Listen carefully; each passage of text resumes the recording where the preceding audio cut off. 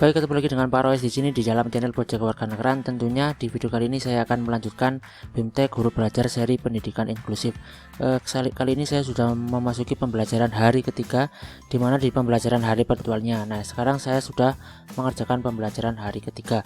Yang akan saya pelajari dalam pembelajaran hari ketiga ini adalah kebutuhan pembelajaran peserta didik berkebutuhan khusus. Baik, langsung aja saya buka materinya akan seperti apa. Oh ya, bagi Bapak Ibu guru dan teman-teman semuanya yang mungkin belum mengikuti program ini, silahkan bisa daftar langsung, nanti linknya akan saya taruh di deskripsi video ini. Dan untuk yang belum tahu, ini adalah seri program belajar seri pendidikan inklusif, di mana semua bisa mengikuti program ini, bukan hanya guru-guru yang mengajar di sekolah inklusif saja, tapi semua guru reguler bisa mengikuti program ini.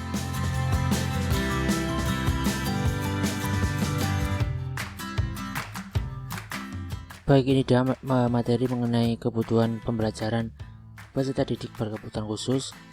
Biar agak lebih besar akan saya zoom aja ya teman-teman ya. Ini saya zoom. Oke.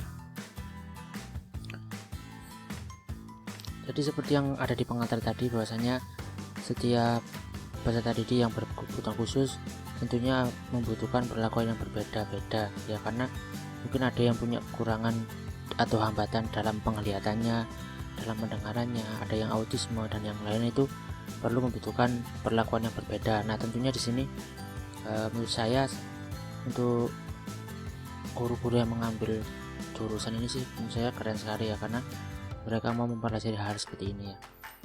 Oke, baik.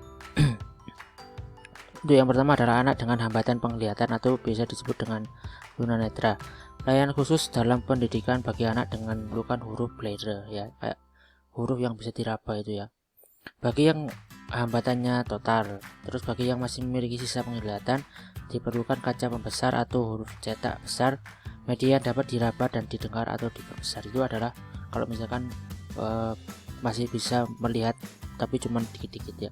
Jadi di sini jelas membutuhkan banyak sekali kesabaran dari seorang gurunya. Nah, seperti itu mungkin gambarannya ya. Terus yang kedua adalah anak dengan hambatan pendengaran atau disebut sebagai tunarungu. Seperti sudah dikemukakan di sebelumnya, peserta didik yang mengalami hambatan pendengaran perlu adanya alat bantu dengar. Tetapi walaupun telah diberikan pertolongan dengan alat bantu dengar, mereka masih tetap memerlukan layanan pendidikan khusus karena gangguan pendengaran berdampak pada aspek-aspek yang lainnya. Ya, jadi yang jelas kalau misalkan punya gangguan terhadap pendengarannya ya pakai alat bantu dengar, biar dia bisa jelas mendengarkan penjelasan dari gurunya ya. Nah, aspek-aspek yang berpengaruh terhadap jenis hambatan ini adalah aspek motoriknya, kemudian aspek berbicara dan bahasanya, itu tentunya sangat berpengaruh.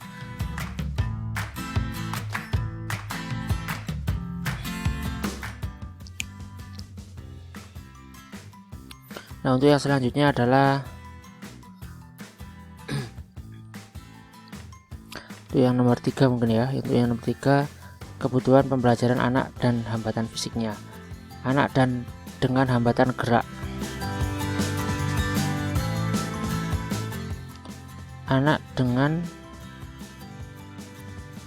ini berarti yang kedua, kebutuhan pembelajaran anak dengan hambatan mental kognitif, anak dengan hambatan intelektual atau disebut juga dengan tunagrahita. Pendidikan bagi peserta didik anak mengalami hambatan intelektual seharusnya ditunjukkan untuk mengembangkan potensi yang dimiliki anak secara optimal, agar mereka dapat hidup mandiri dan dapat menyesuaikan diri dengan lingkungan di masa mereka yang berada. Secara umum, kebutuhan pembelajaran anak-anak mengalami hambatan intelektual adalah sebagai berikut. Perbedaannya adalah terletak di dalam proses pembelajaran. Perbedaan anak mengalami hambatan intelektual dengan anak normal dalam proses belajar adalah terletak pada hambatan dan masalah atau karakteristik belajarnya intelektual dengan anak-anak sebayanya. Anak-anak mengalami hambatan intelektual mengalami masalah dalam hal yaitu tingkat kemahirannya dalam memecahkan masalah, melakukan generalisir dan mentransfer sesuatu yang baru. Kemudian yang ketiga adalah minat dan perhatian terhadap penyelesaian tugas. Itu adalah mungkin anak-anak yang termasuk dalam tunagrahita. Kalau untuk yang jenis ini untuk di sekolah reguler masih mungkin ada ya. Terus yang ketiga adalah kebutuhan pembelajaran anak dengan hambatan fisik. Anak dengan hambatan gerak anggota tubuh atau tunadaksa. Pendidikan bagi peserta didik anak mengalami hambatan intelektual seharusnya ditunjukkan untuk mengembangkan potensi yang dimiliki minimal agar mereka dapat hidup mandiri dan dapat menyesuaikan diri dengan lingkungan di mana mereka berada. Ini kayak tadi ya, sudah berarti.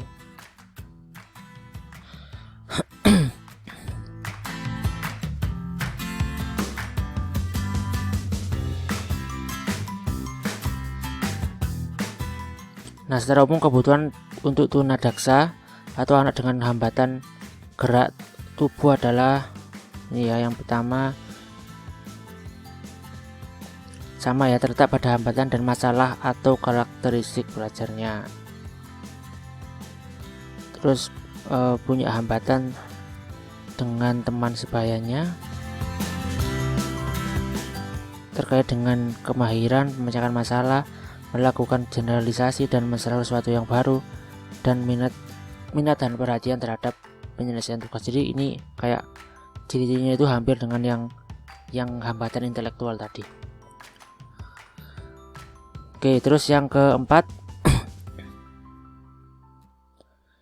kebutuhan pembelajaran anak dengan hambatan lainnya. Kayak misalkan kebutuhan pembelajaran anak dengan hambatan perilaku dan emosi.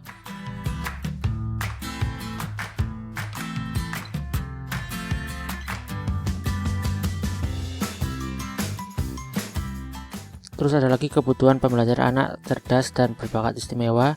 Dan ini ada juga kebutuhan pembelajaran anak dengan hambatan autisme. Ini juga mungkin bisa nanti teman-teman baca sendiri semuanya di sini ya, ada di modulnya. Ini mungkin yang terakhir ya, ada kebutuhan pembelajaran anak dengan hambatan kesulitan belajar. Peserta didik yang mengalami hambatan belajar spesifik atau disleksia. Perlu adanya intervensi yang melibatkan seluruh indera dalam proses belajar mengajarnya. Jadi di sini kalau misalkan dari kecil udah nggak kedeteksi hambatannya apa, itu tentunya sampai besar akan berpengaruh terhadap anaknya akan seperti apa. Itu kan menjadi kasihan buat anaknya ya. Nah, sedini mungkin kayak gangguan atau hambatan-hambatan itu harus segera dideteksi oleh orang tua maupun oleh gurunya biar bisa ditangani. Mungkin seperti itu ya teman-teman ya. Oke, terus sekarang saya mau balik lagi ke guru belajarnya untuk mengerjakan soal. Baik teman-teman, tentang kebutuhan pembelajaran bagi peserta didik berkebutuhan khusus. Yang selanjutnya adalah kita diminta untuk mengerjakan kuis kebutuhan pembelajaran peserta didik. Kita buka dulu kuisnya seperti apa, nanti terus ada aktivitas ke-6 yaitu penilaian keberagaman, dan di pertemuan ketiga ini ada 3 hal yang harus kita pelajari. Baik.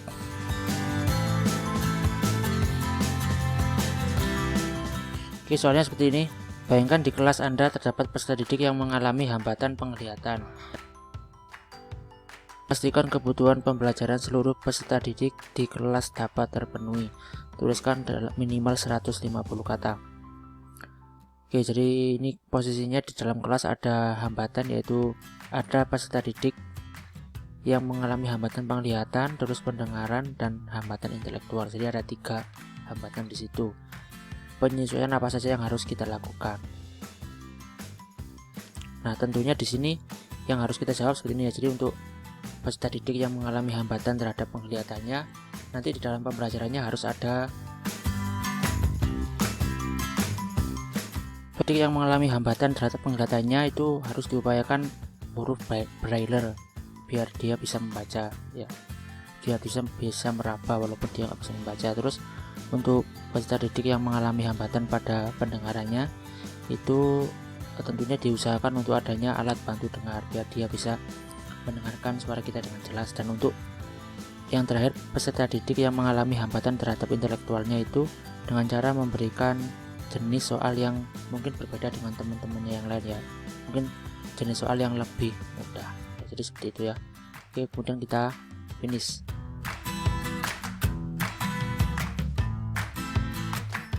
Nah, udah selesai ya teman-teman ya. Jadi ini sudah mendapatkan 100%, artinya kita sudah selesai melewati tahap ini. Itu yang selanjutnya tadi masih ada lagi 2 tugas yang harus kita kerjakan. Baik, itu tadi teman-teman adalah pembahasan mengenai pembelajaran di hari ketiga untuk aktivitas kelima. Selanjutnya terus nantikan video-video terbaru dari Project Kewarganegaraan. Jangan lupa untuk subscribe. Terima kasih telah menonton video ini.